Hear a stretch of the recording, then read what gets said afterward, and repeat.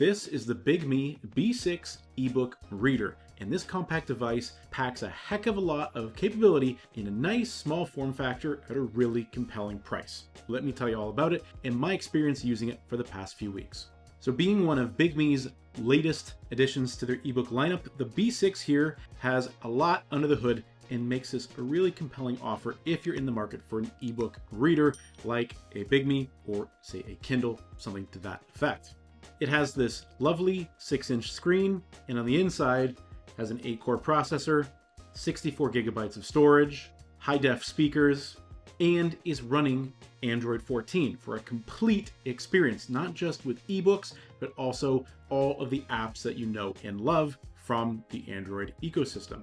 And as I said, I've been using my B6 for a few weeks, so all of those features that encompasses, I've put to the test, and I've got some thoughts about whether or not this compact, cost-effective ebook reader is the right choice for you.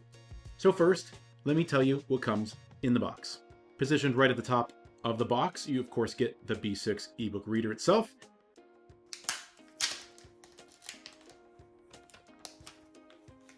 On the top of the device, you have the power button and a speaker. And on the bottom of the device, you get a SD card slot, USB-C charging, and microphones. And this whole device, screen and technology is packed inside a 6.3-inch footprint. After that, you get the quick start guide, very self-explanatory for the most part. And immediately upon firing up the B6 for the first time, you're greeted by the color front lit display, which looks quite good in my opinion. And as I mentioned, this device is running Android 14, so you'll see a whole host of apps from calculator to calendar to the Kindle store are built right in and ready to go out of the gate.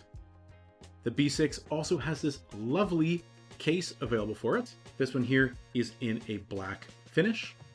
And thanks to the magnetic connectivity in the back of the B6, it just snaps into this folio case. And then when you close the lid of the folio case, it locks your device. And when you open it, it unlocks, very similar to something like a Remarkable or again, a Kindle device.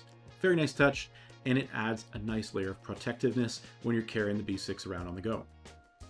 With the weather starting to get nicer here in the Toronto area of Canada, I've been using my B6 more and more outside, and that is where the display technology on this ebook reader really shines and stands out. As I mentioned, it's a 6-inch color frontlit display, and it has 300 pixels per inch. That's actually a higher resolution, higher PPI than what you would get on Remarkable's latest and greatest high-end device, the Paper Pro. It has a 36-point adjustable cold and warm front light, so you can change the tone of the screen depending on the environment to dial in the lighting just right. And it also features 4 levels of refresh rate, so you can increase and decrease the refresh rate depending on what you're doing. If you're not familiar with e-ink technology and how it works, the refresh rate is the rate at which the pixels on the display, because the display is more akin to ink than an actual like screen LCD type display. The screen has to refresh to move the dots in the display around to form images and graphics, etc. So when you're using it as an ebook reader, you can tone the refresh rate way down because you're only really refreshing when you change pages. And when you're doing something a bit more intense, again, using the Android 14 capability in apps, then you can increase the refresh rate to get more performance, although at the hit of a little bit of less battery life. But having the flexibility to do either or is very nice. Now, obviously, interacting on the display is pretty straightforward. This is a touch screen device after all, so navigating through Android 14 is very straightforward. This is also running BigMe's custom BigMe OS 5.0, which is a layer on top of Android 14 with added features and benefits, such as improved customization, a quick custom gesture pop-out, and a faster version of their X-Reader Pro engine, which is better for decoding different layouts and formats within your content. So this is a must-have for an ebook reader like the B6. And there's also 5 touch-capable buttons on the front of the display for quicker navigation in and out of key apps and features. Like, for example, increasing the volume of the device or turning pages within an ebook. It's very easy to use and they're very intuitive. And again, it's something that you don't see on every device these days. because most devices these days are just purely formatted for touch interactive. And generally, thanks to that 8-core processor, the performance of the B6 is pretty responsive and snappy. Granted, it is an e-ink display. If you've ever used e-ink technology on a device before, for example, I've been a long-term user of the Remarkable line of products. I also own a Minimal phone. Both of these are e-ink devices doing very different things. And sometimes applications do not run the way you would expect on e-ink. And again, it's because of that refresh rate and the speed at which the actual dots within the display are moving around. So while this is great for reading, writing, even a little bit of light messaging and typing work, you probably wouldn't want to buy a B6 if you're looking for a media streaming device. It's quite choppy. So outside of the hardware, there's a few things going on this device, again, thanks to that BigMe OS overlay on top of Android 14 that help it stand out from the competition and make the B6 quite unique. First, as I mentioned, the B6 is packing high-def speakers on the device, and these speakers can be used to read the ebooks in your library straight off device. This is pretty unique, and it sounds pretty good. Hitch they simply called the game. That was what Lamar, Beaver's father, had always called it, as though it were the only game. For Lamar Clarendon, whose life revolved around his Central Maine construction company, it probable.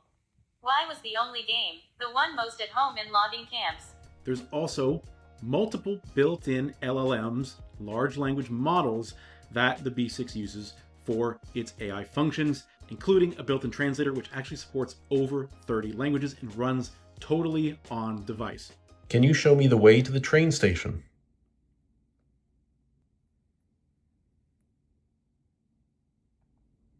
Pouvez-vous me montrer le chemin de la gare? It's all part of that software tool. And within the ebook reader experience, you can also do annotations and markup, as well as search through the document or the ebook using AI search, and it's all pretty responsive and very user-friendly.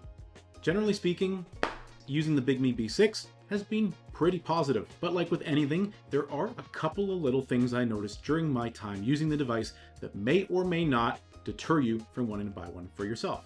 First, I found it a little bit finicky with the wake and sleep button at the top of the device.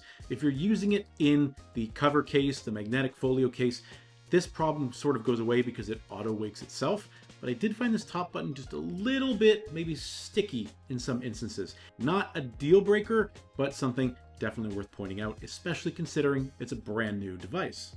But the bigger issue that I experienced during my time testing the B6 was on the battery side, and its 2100 milliamp hour battery really felt a little underwhelming. Like I said, I've been testing the B6 for about 3 weeks now, and I never really got more than a week's worth of use out of it, with the screen brightness at about 50% and with a couple of hours of use each day. Your mileage may vary depending on what you're doing with the device, but it definitely feels like this 2100 milliamp hour battery is maybe a little bit on the small side for a device with a front light like this and running a full-blown Android operating system experience. But depending on what you're going to use this for, like if you're going to take this with you on a commute in the morning and on the way back from, say, work when you go into the city, something like that, you're going to have absolutely no problem. It'll get you to the weekend with a few hours of reading every day, even with the screen brightness up. But if you want something that you can get a little bit more use out of, say you're going on vacation and you want to be able to read for 8 hours a day, you might find yourself charging the B6 a little bit more than you may have expected to.